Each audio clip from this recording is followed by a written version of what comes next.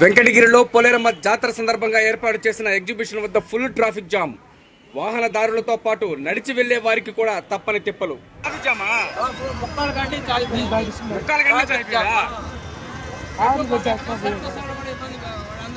మొత్తం అంతా ఇబ్బంది పడుతున్నారు. పోలీసులు ఎవరు లేరు.